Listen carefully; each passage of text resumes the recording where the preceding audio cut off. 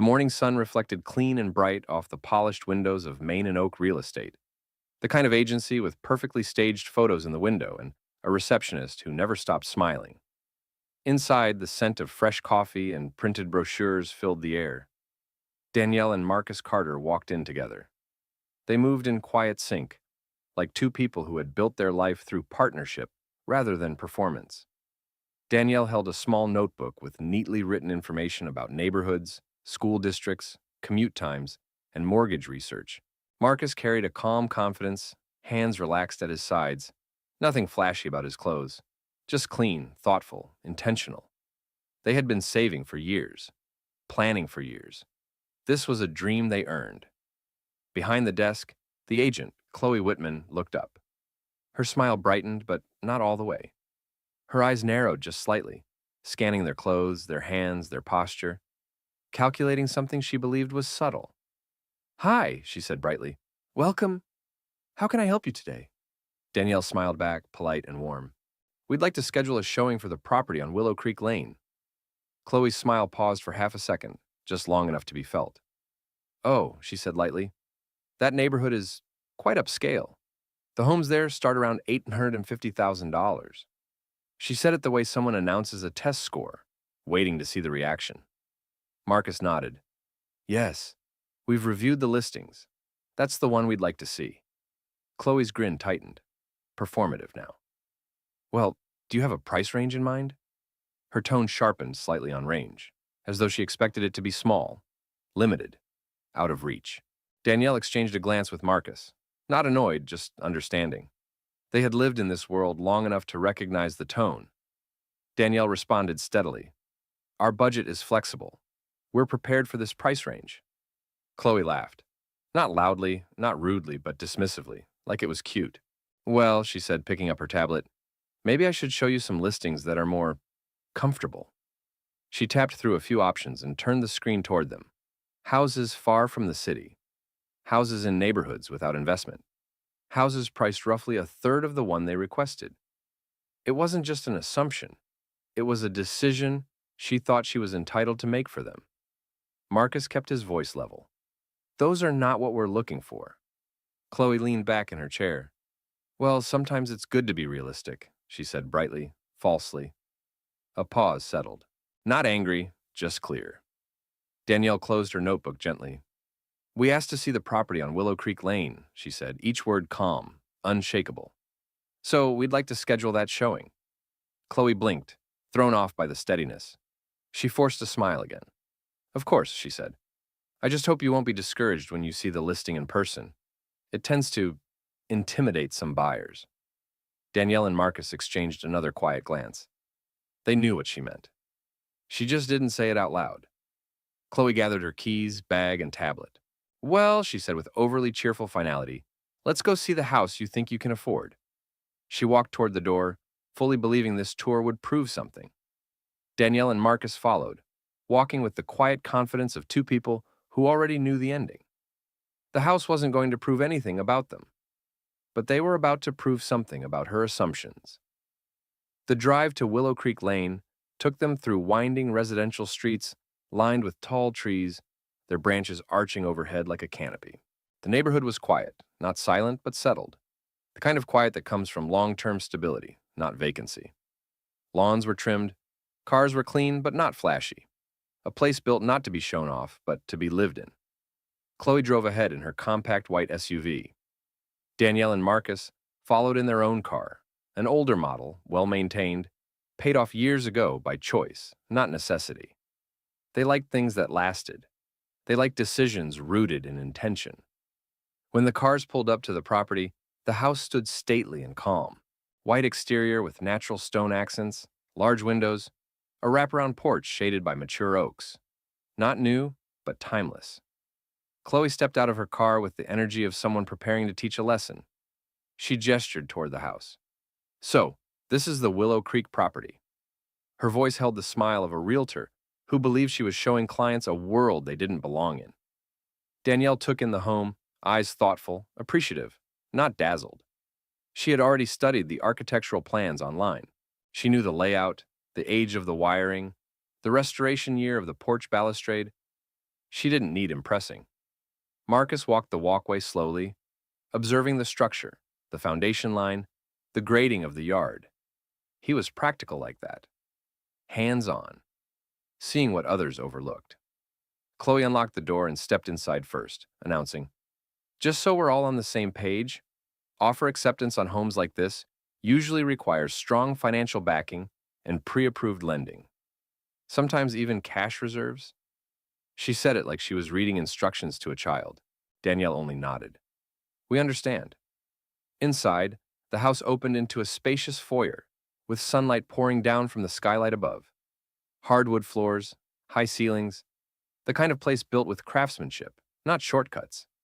Chloe pointed things out as if translating, "These are oak beams, original," meaning upkeep is expensive. Some buyers find that overwhelming. Danielle traced the wood grain with her eyes. Not worry, appreciation. "It's well cared for," she said. Chloe blinked, not the reaction she expected. They moved into the kitchen. Marble counters, farmhouse sink, custom cabinetry. Marcus ran his hand lightly along the countertop edge, feeling the craftsmanship. This was done by hand, not factory installed. Chloe forced a polite chuckle. "Oh, you know about renovation?" Marcus looked at her, not unkindly. "I built kitchen fixtures for 10 years before my current job." Chloe's smile faltered, just slightly. They walked through, the study, warm and quiet. The living room open and filled with light. The master suite, calm, spacious, grounded. Danielle paused near the wide windows, overlooking the backyard garden full of lavender, sage, and early spring blooms. "This feels like home," she said, more to Marcus than to the agent. Chloe heard it anyway, and something flickered behind her expression. Confusion mixed with disbelief. She cleared her throat. "Well," she said, stepping back into her practiced realtor stance, "this is where most buyers realize the true cost of living here. Property taxes, maintenance, neighborhood standards. It's not just purchasing the home, it's sustaining it." Danielle turned to her gently. "We wouldn't be here if we didn't understand what we were ready for." No sharpness, no defense. Just fact. Chloe held her tablet tight against her chest, feeling, for the first time, a hint of uncertainty. She had assumed she knew this couple. She assumed she knew their limits. She assumed wrong.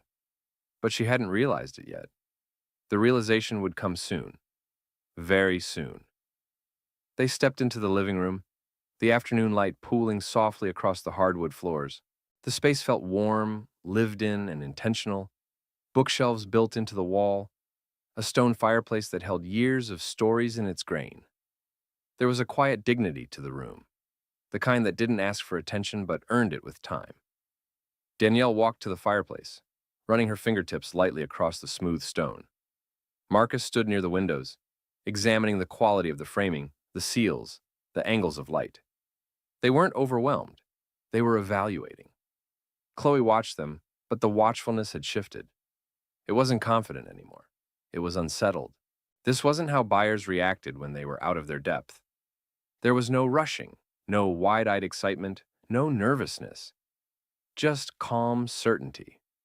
Chloe cleared her throat, regaining her sales tone. "So," she said, stepping into the center of the room, "before you get attached, I want to make sure we're realistic about numbers." She spoke slowly, as if teaching. "This home is listed at $865,000, and in this neighborhood, offers typically go above asking.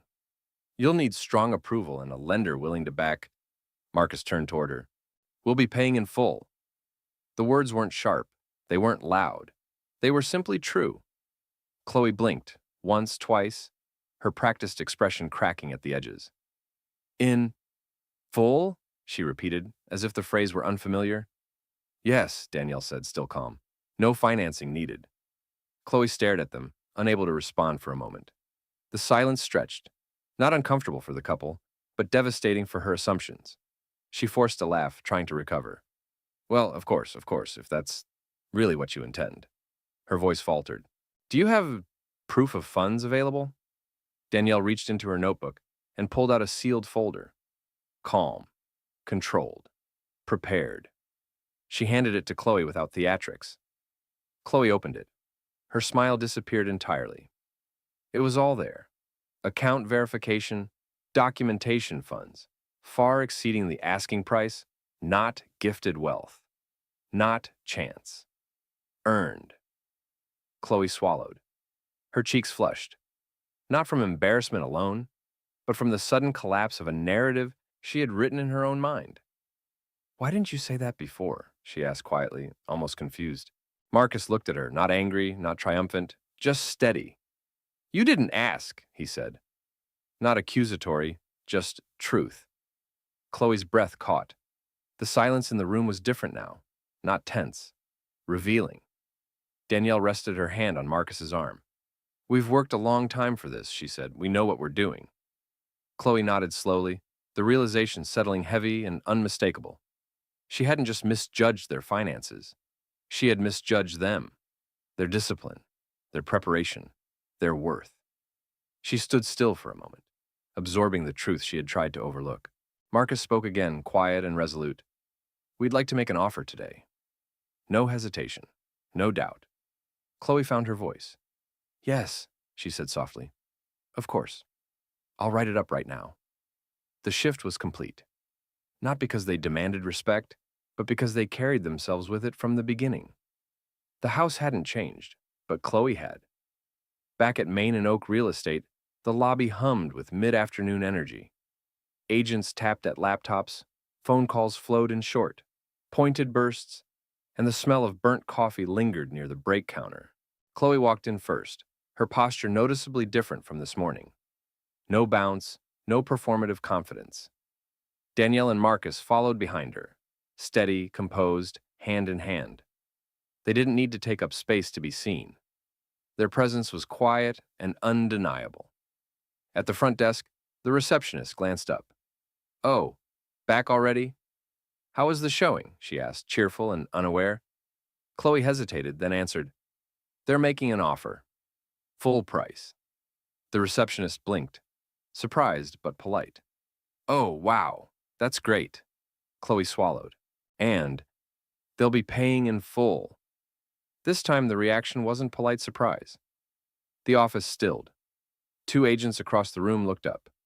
A senior broker, Mr. Dalton, late 50s, gray suit, gold watch, slowly lowered his reading glasses, studying the couple with new attention. Not the hungry, opportunistic kind. The realizing kind. He stood and walked over. "Mr. and Mrs. Carter," he said warmly, offering his hand. "Welcome. I'm glad to have you with us." He said with us, not with Chloe. He understood what was happening. Marcus shook his hand. "Thank you." Danielle smiled, gentle and composed. Mr. Dalton turned to Chloe. "Let's get their paperwork completed in the conference room," he said. His tone was polite, but it carried weight. Direction. Chloe nodded quickly. "Of course." The conference room. They sat around a clean glass table while Chloe drafted the purchase offer. Her voice was quieter now, professional but humbled. "No contingencies?" she asked. "No contingencies," Marcus confirmed. "No inspection period extension?" "We've reviewed the disclosures already," Danielle said calmly. "We'll handle any cosmetic updates ourselves." Chloe's pen slowed. They were not just ready. They were educated buyers, intentional buyers, prepared. She felt the weight of every assumption she had made earlier settle in her chest. She wasn't ashamed because they could buy the house. She was ashamed because she had decided they couldn't before she ever gave them room to speak. The paperwork finished quickly. Mr. Dalton returned as they were preparing to leave. "We'll notify the sellers today," he said. "I expect they'll be pleased to accept." Danielle and Marcus thanked him. Chloe walked them toward the door. She didn't speak right away. Her expression was tight, not defensive, just processing. At the entrance, she finally found the words, "I misjudged you," she said quietly. No excuses, no qualifiers. Danielle met her eyes, not unkindly. "We know," she said softly. Not to shame, not to punish, just truth. Marcus added with steady calm, "We don't need special treatment, just respect." Chloe nodded. A small nod. The kind people make when they understand something they should have known all along. "Congratulations," she said genuinely this time. It's a beautiful home. Danielle smiled, full, warm, real. It is. They stepped out into the sunlight together. Not triumphant, just whole. They had always been enough. Now the room saw it too. A week later, the sky was a soft blue, the kind that comes just before spring fully announces itself. A gentle breeze rustled through the oak branches lining Willow Creek Lane, scattering small petals across the sidewalks, like a quiet celebration. Danielle and Marcus pulled up to the house, their house, this time with no agent ahead of them, no test to pass, no silent judgment waiting on the porch, just the home they had chosen. Chloe stood on the front steps, the keys in her hand. Her posture was different now, not stiff, not performative. She held herself the way someone does when they're trying to do something right, not just something necessary. When Danielle and Marcus approached, Chloe exhaled and offered the keyring. "Congratulations," she said. The word was simple, but the tone, warm, grounded, genuine, was new. Marcus took the keys, and his hand brushed hers. Not tense, just human. Danielle smiled softly. Danielle smiled. "Thank you." Chloe looked down at her shoes for a moment, gathering her voice. "I've been thinking about the day you came to the office," she said quietly, "and how quickly I decided what you could afford, what you could handle, who you were." She looked up, eyes clearer than before. "That was unfair and unprofessional. I know you didn't need to hear this, but you deserve to." There was no tremble, no performative emotion, just truth. Danielle nodded once. "We appreciate the apology," she said, and she meant it. Not for closure. Closure had already happened when they chose the home anyway, but because growth deserves acknowledgement too. Chloe let out a breath she had been holding for days. "If there's anything you ever need, contractors, community contacts, neighborhood updates, I'll make sure you have the best resources. No shortcuts." Marcus smiled lightly. "We'll keep that in mind." It was not forgiveness granted or withheld. It was a reset, a new baseline built on respect. They stepped inside together. The house was empty, quiet, sun-warm, not staged, not prepared for anyone's approval, just theirs. Danielle walked into the living room and stood in front of the windows once more. The light hit her face just the way it had before, soft and golden. Marcus set the keys on the kitchen counter. Not ceremonious, just real. He wrapped an arm around her and she leaned into him, both of them looking out at the lavender garden outside. "We did this," he said. Danielle nodded, resting her head on his shoulder. "We always knew we could." There was no triumphant music, no dramatic reveal, no need for an audience. Just two people who built their life with intention, patience, and quiet strength. The world didn't hand them respect. They carried it themselves until others had no choice but to see it. And now, finally, they were home.